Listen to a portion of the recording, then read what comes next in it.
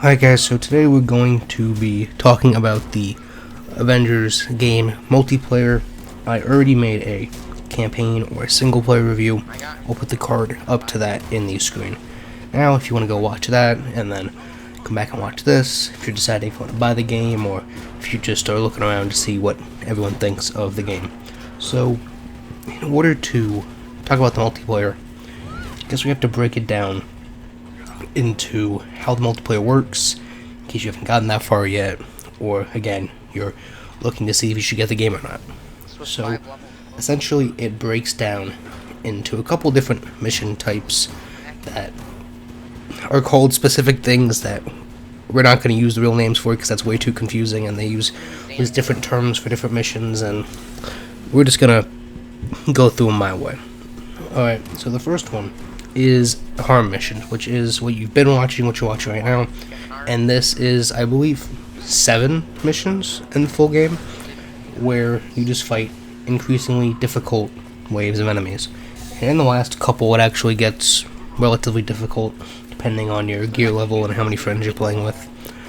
But these are the most simple type of mission that the game offers. You just stand in a room, and you fight a bunch of enemies. Now, it doesn't get much more complicated from there, but this is squared off to a single room, and there's no other objectives. So this is the most simple mission you come across, right? And then the next mission I like to call hallway missions, right? And essentially these spawn you in a hallway, and you run through this hallway fighting enemies, maybe getting a chest or two or doing a puzzle, and then you enter a big room. You do some sort of hold the area, destroy the objective, defeat the enemies kind of objective, and then the mission's over. Those are another simple and short mission, and these two things I would say make up a large amount of the multiplayer. And then from there it gets a bit more complicated. So if you've been watching a lot of gameplay, this is probably what you've seen advertised the most. And these are the free roam missions, and they start you in this big open area, and there is an objective that you can just go straight to, but there's also side objectives where you can get chests and resources and all other types of stuff that you need to upgrade your character. And that's essentially what you're playing the multiplayer for, right? If you have no interest in upgrading the gear level of your character, or progressing the skill tree for each character, and just leveling them up, then there's really no need to play the multiplayer because it is just more of the single player. Essentially, all it does is give you the chance to play whatever character you want. So, these free roam levels usually will start out with this big open area. You'll do all these side missions if you want. Not, of course, I did all of them. And then you will go to the objective, which usually results in some sort of outside conflict like this, and then it changes into back to a hallway mission, right? You do this outside conflict, go down an elevator, and then you're back in a hallway, and it's just a repeat of the hallway missions. It's even the same hallway sometimes in the same end room, right? You just run through a hallway and then go to an end room and do some type of objective. And this is pretty much, technically you could say, the last style of mission, because the other two that we're going to add to this kind of just repeat off of this, but let's just separate them to make it as simple as possible.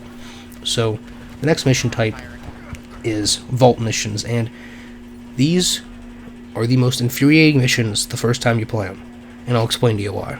So essentially, it's those free roam missions where you start in an open area, do all your side objectives, run to a mission, except here there's a vault, right? And you have to enter these series of numbers by standing on the correct buttons in the correct order while these massive groups of enemies attack you. And not only that, but the first time you do this, they hide one of the buttons, and you're going to spend a good 15 minutes looking for it, or at least I did. I could not find it. It was the most infuriating thing ever, but eventually I did, right? So you press the buttons to fend off waves of enemies, and then at the end, of course, the vault opens and there's a few chests in it. But the problem with these missions is they're repetitive of the free roam missions, in that it's the same open areas over and over again. This repeats through all of the mission types. It's the same open areas, same interiors, same everything. And so the problem with this is the vault also repeats. So the vault missions, at least with the free roam missions and the hallway missions, for example, right, they have different objectives that you're going towards at the end. They do repeat, but not every single time. The vault mission is essentially the same exact mission, just over and over. The exterior is the same. You run around through the free roam and run to the vault. The vault is the same. It's the same looking area. You do the same thing every single time. And it gets very repetitive to the fact where I did not want to play any more vault missions. And so that leads us to the final and most interesting type of mission, which is of course the boss battle missions.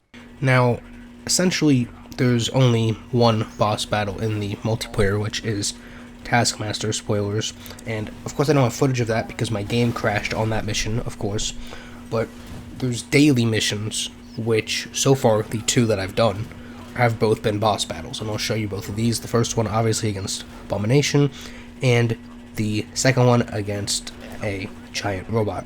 So boss battles aren't perfect either. They also start out with this big open area, just like the vault missions and the free roam missions. You go through, do the side objectives, get to the main objective, fight through a hallway of enemies to an elevator, and then you go to the boss after that, right? So essentially, 3 of the 5 mission types are free roam event into hallway mission, which is a 4th mission type, and then if you're in a boss or a vault, into this final room. So they all kind of piggyback off of each other. Harm is the only thing that's unique, but the only interesting thing about the harm missions is the difficulty at the higher levels. There is a problem with these boss battles. I watched someone play the Taskmaster mission because I was unable to play it, and they had the same issue, and that is in the single player when you fight Abomination or when you fight Taskmaster or some of the other enemies, it's a one-on-one scenario, right? And it's even when you have help, like against the giant robot or against MODOK in the end, it's with AI, right? Not with real players.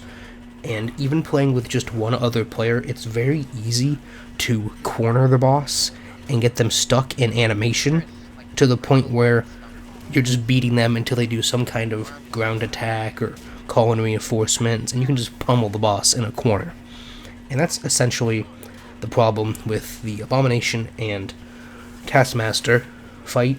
But let's move on to the other, as of the time of this recording, boss battle in the multiplayer. And this one is interesting because it's also a copy straight from the campaign. And so my thing with this is, are these boss battles just going to be Abomination, Taskmaster, and this big robot over and over and over and over again?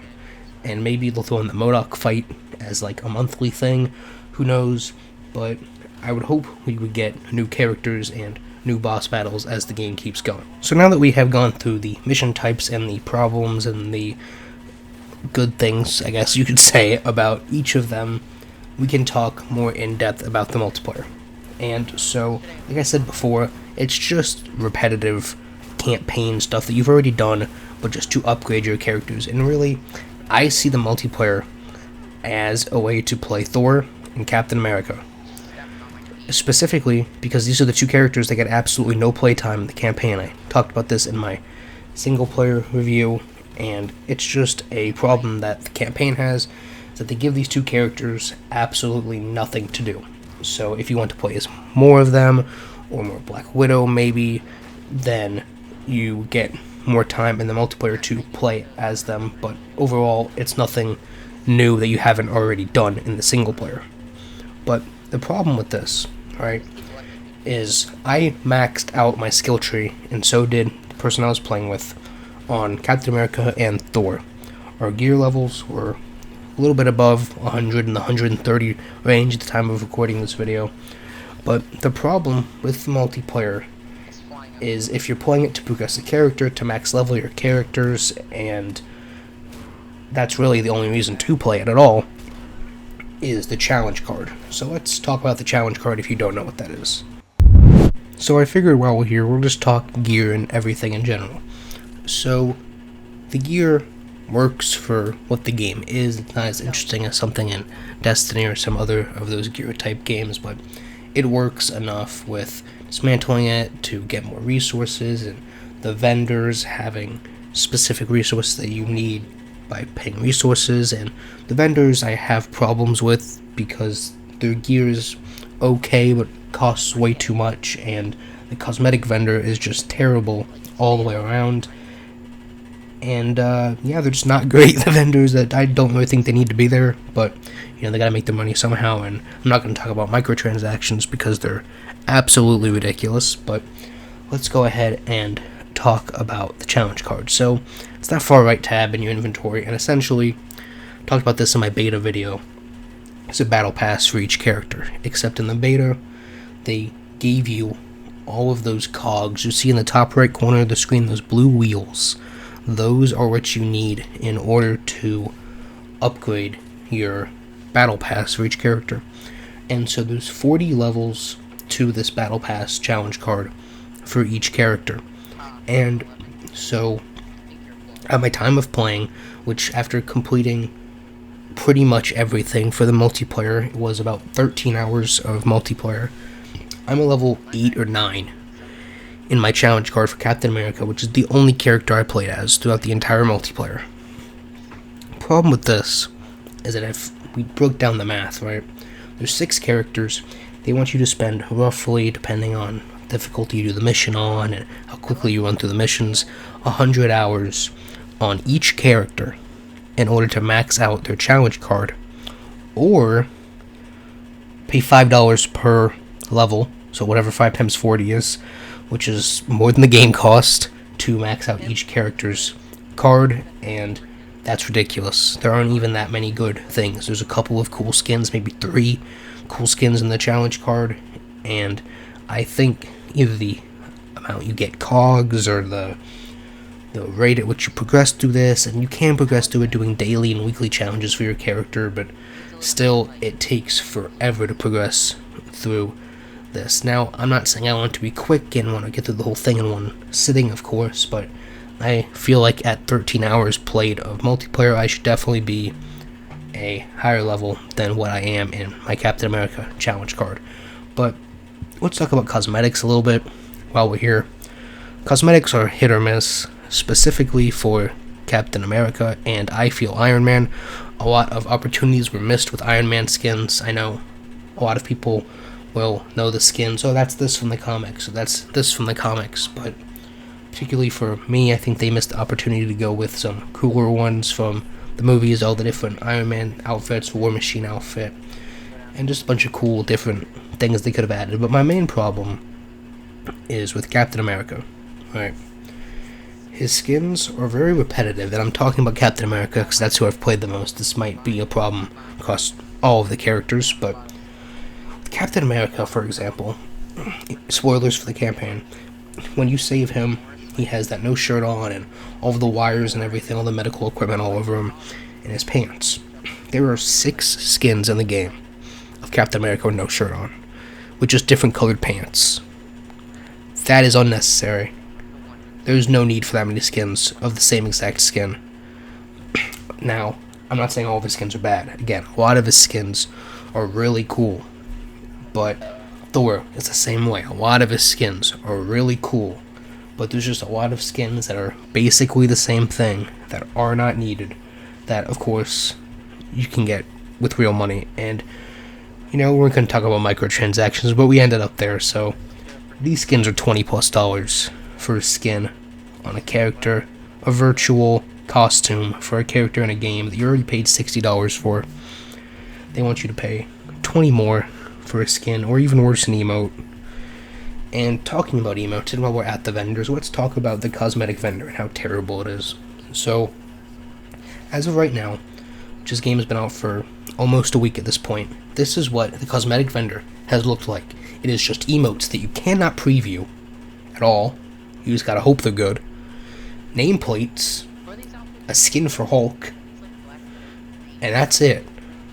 If you go into your character, it tells you what specific skins are available where. And I believe there were about 6 skins, I think, that were in the vendor for Captain America. So that means I have to just check back every day or week, however the hell often this thing refreshes, and look for Captain America skins that I want. Right? There should at the very least, be one skin, one emote, one nameplate for each character.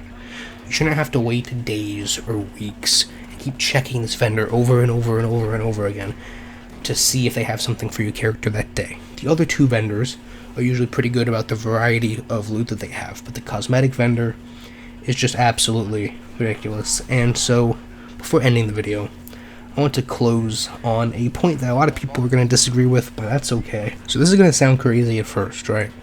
But in my opinion, the only reason the multiplayer works is because the single player does not work.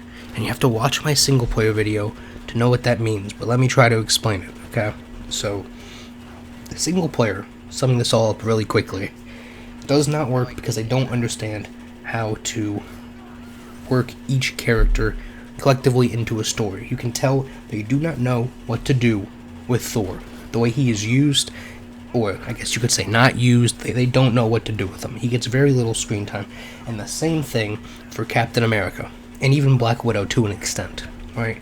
Captain America does not come into the game till the very end, and we understand that is a story thing, but really at the end of the game on that final mission, everyone's bantering back and forth, and you're working together, and all this Avengers type stuff, and you're like, this is really cool. And then you realize this is the end of the game, though.